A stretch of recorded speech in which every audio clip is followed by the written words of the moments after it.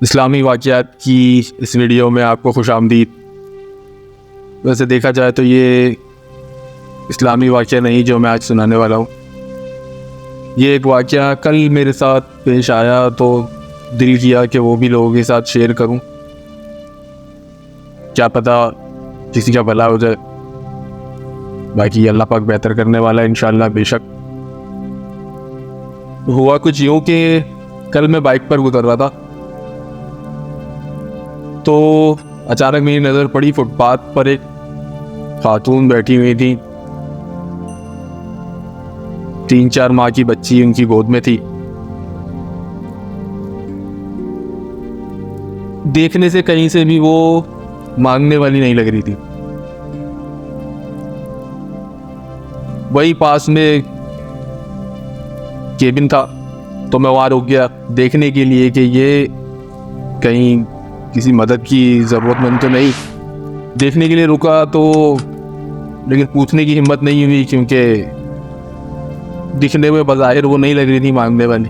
लेकिन एक ये डाउट भी हो रहा था कि जिस जगह वो बैठी हुई है इस तरह कोई नॉर्मल खातून नहीं बैठती। वो एक फुटपाथ पर बैठी हुई थी खामोशी से एक बच्ची को गोद में लेकर, तो कोई नॉर्मल खातून नहीं बैठती। लेकिन फिर भी दिल में एक डर था कि मैं पूछूं और वो इस नीयत से ना बैठी हूँ तो हमारे माशरे में लोग हीरो बनकर भी फ़ौरन आ जाते हैं, इस वजह से डर भी लग रहा था। बहरहाल झिझकते झिझकते मैंने पूछा उनसे कि मेरी बहन मैं आपकी को मदद कर सकता हूँ। तो ऐसा लगा कि जैसे वो इंतज़ार में थी कि कोई मुझसे पूछे। वो किसी से सवाल नहीं कर रही थी। मैंने काफ़ी देर उन्हें ऑब्जर्व किया, वो किसी से सवाल नहीं कर रही थी, वो बस बैठी हुई थी।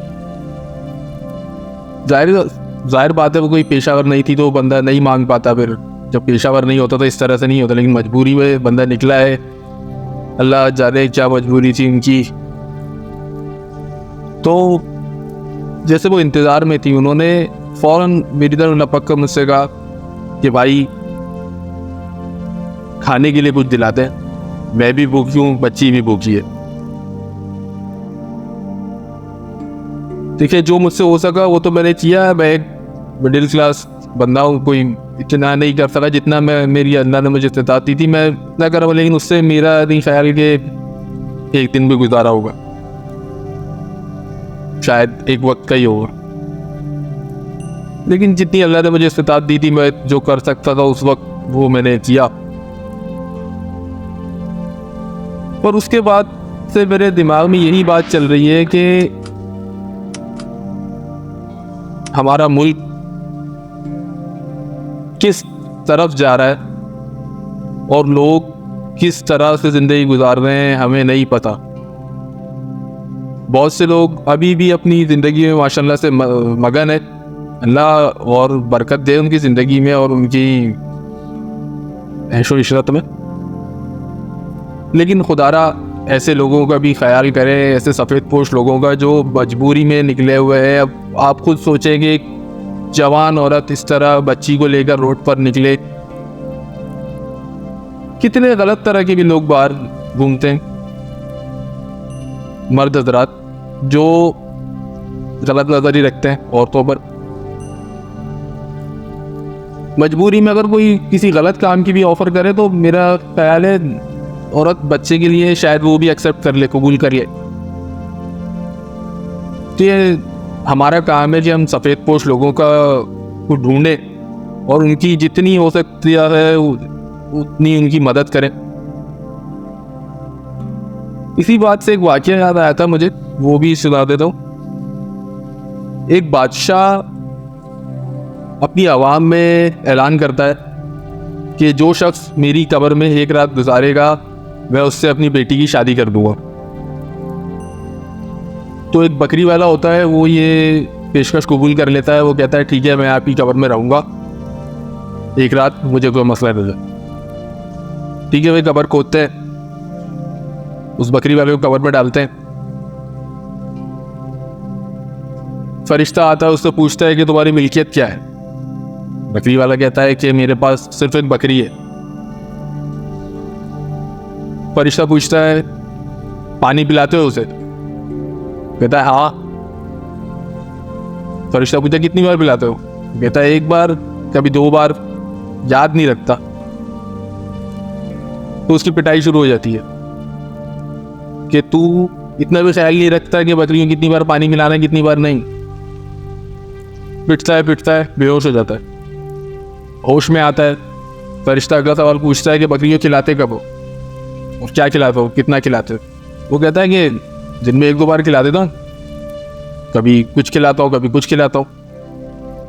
उस पर भी पिटाई शुरू हो जाती है कि दिन में 1-2 बार, खुद 3 वक्त खाता है और बकरी को 1 या 2 बार। उस पर भी पिटाई शुरू हो जाती है। पिटता है, बेहोश हो जाता है। होश में आता है, फिर सवाल पूछता है फरिश्ता के बकरी को कहाँ बांधते हो, धूप में या साए में। वो कहता है कभी धूप में कभी साए में, जहां जगह मिलती है बांध देता हूं।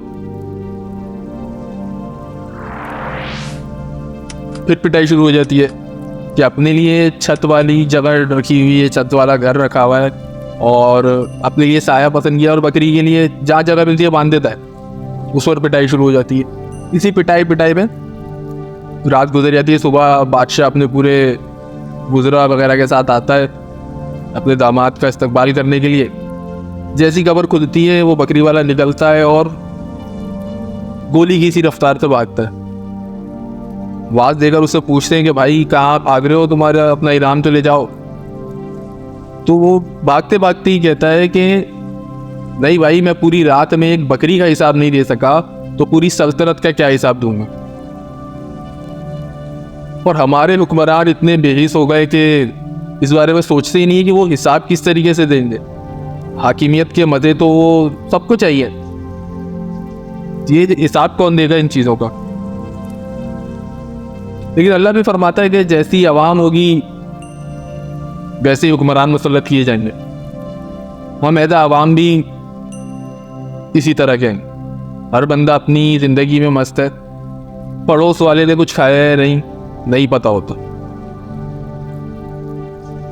50-60 लाख की 80 लाख की कार ले लेंगे, लेकिन किसी को मदद करने के लिए जेब में चिल्लर ढूंढी जाती है। चिल्लर नहीं तो 10 रुपये 20 रुपये, जो सबसे छोटा नोट होगा वो निकाल के दिया जाता है।